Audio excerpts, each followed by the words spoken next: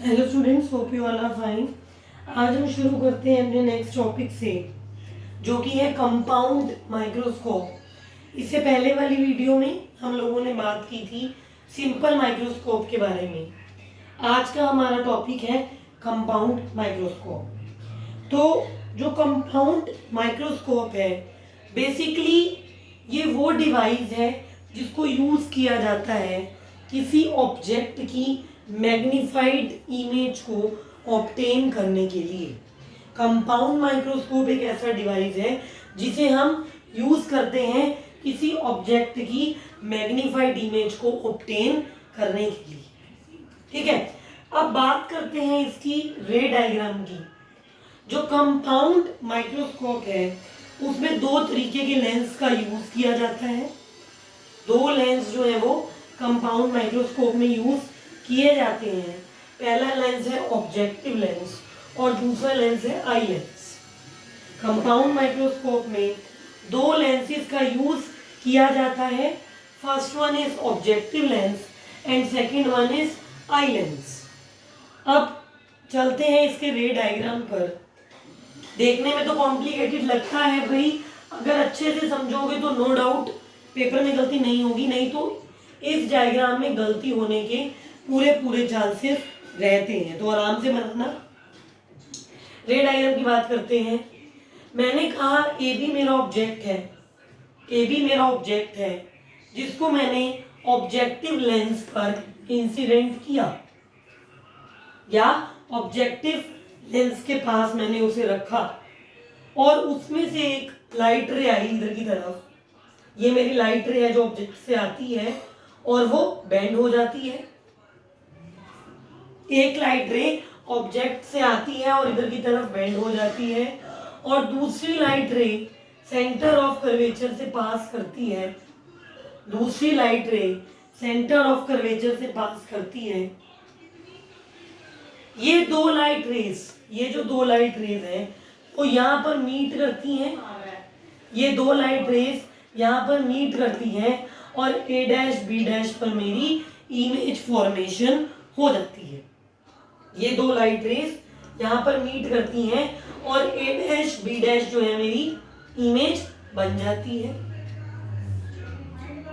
ये तो बात रही इमेज, उस इमेज की जो मेरे ऑब्जेक्टिव लेंस ने बनाई। ये बात रही उस इमेज की जो मेरा ऑब्जेक्टिव लेंस बना रहा है। अब मेरा आई लेंस कैसी इमेज और किस तरीके से इमेज की फॉर्मेशन करेगा उसको देखते हैं। मेरा जो सेकंड लेंस है आई लेंस, वो कैसे इमेज की फॉर्मेशन करता है उसके बारे में हम लोग बात कर लेते हैं। ए डैश से object A dash B dash से एक लाइट रे इधर की तरफ आई और बेंड हो गई, रिफ्रैक्ट हो गई। एक लाइट रे सीधी आई, इधर बेंड हो गई। another light ray, this light ray passes through center of curvature and will follow the same path। दूसरी लाइट रे जो है वो सेंटर ऑफ कर्वेचर में से, ये वाली लाइट रे, इसकी बात कर रही हूं मैं। ये लाइट रे सेंटर ऑफ कर्वेचर, या सेंटर ऑफ कर्वेचर मैंने क्यों बोला, क्योंकि कई बुक्स में क्या कर रखा है उसने C2 को सेंटर ऑफ कर्वेचर नाम से भी डिफाइन कर रखा है। बट और ज्यादा अच्छा होगा अगर आप इसको ऑप्टिकल सेंटर लेकर के चलें, क्योंकि सेंटर ऑफ कर्वेचर तो बेसिकली जो स्फीयर है उसका सेंटर हो गया ना। तो C2 से कंफ्यूज ना करने से अच्छा, क्योंकि कई बच्चे इस चीज में कंफ्यूज कर जाते हैं, तो अच्छा ये है कि आप इसको ऑप्टिकल सेंटर ही लेकर के चलें। तो अनदर जो लाइट रे है वो C2 से पास होती है और सेम पाथ फॉलो करती है। मेरी जो इमेज है वो A double dash B double dash है। जो मेरी इमेज बनती है इस और इस लाइट रे की मिलने से, मीट होने से, the image formed by this and this light ray is this A double dash B double dash. Again मैं कह रही हूँ कि मैं C2 जो सेंटर ऑफ कर्वेचर कह रही थी वो मैं इसलिए कह रही हूँ कुछ बुक्स में उसने क्या कर रखा है, उसको नाम C2 भी दे रखा है, बट अच्छा होगा अगर आप C2 को ऑप्टिकल सेंटर ही लेकर के चले तो। अब आगे चलते हैं मैग्नीफाइंग पावर।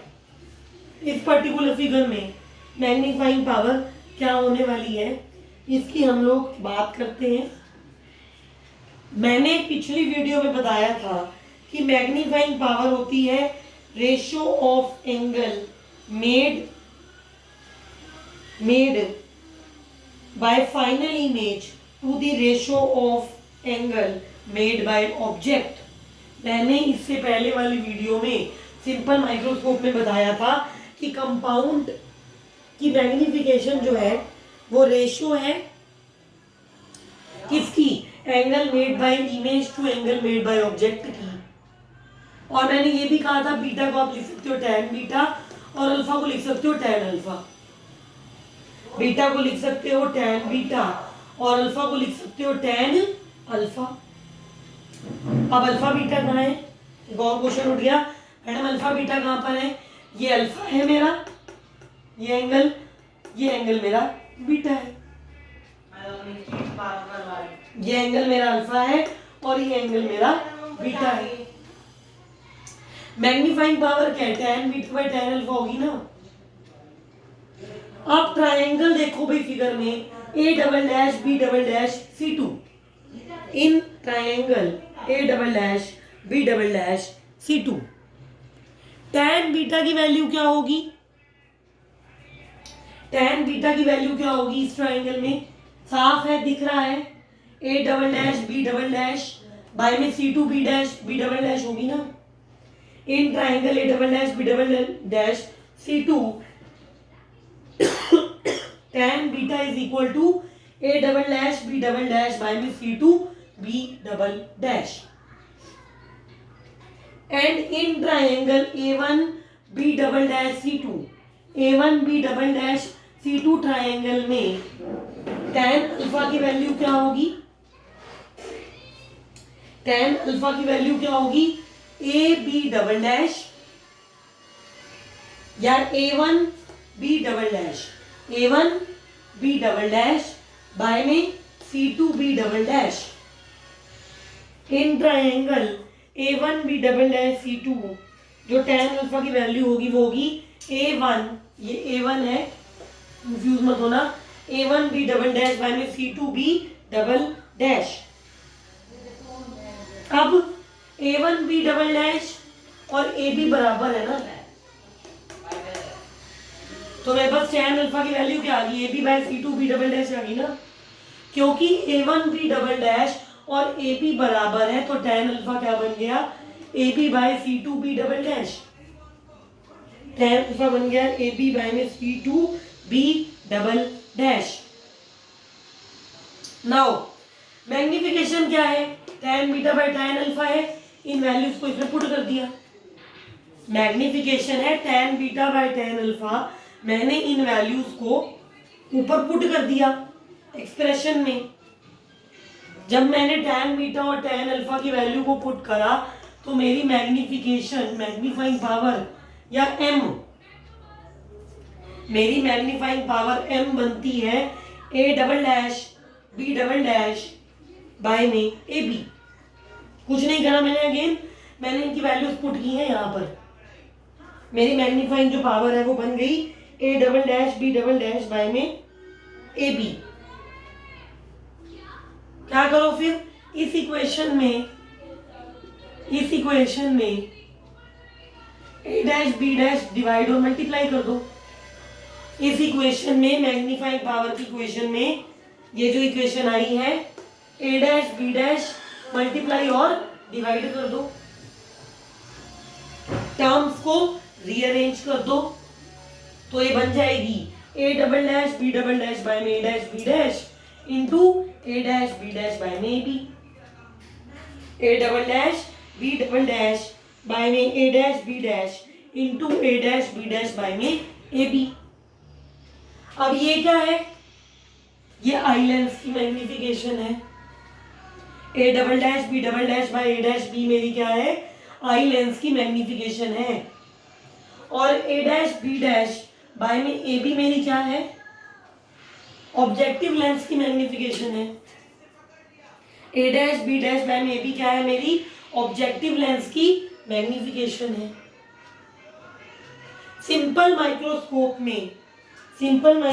में बच्चों हम लोगों ने मैग्निफिकेशन जो आई लेंस वाली है उसका प्रूफ किया था 1+d/f। मैंने कहा था m जो होती है 1+d/f होती है। भूल गए हो तो सिंपल माइक्रोस्कोप वाली वीडियो को फिर से देख लो।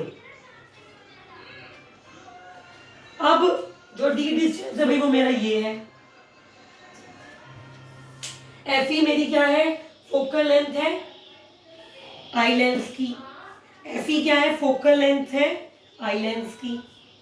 मुझे एम चाहिए, एम है क्या, एम यू और एम ओ का प्रोडक्ट ही तो है। Total magnification is the product of magnification of eye lens and objective lens.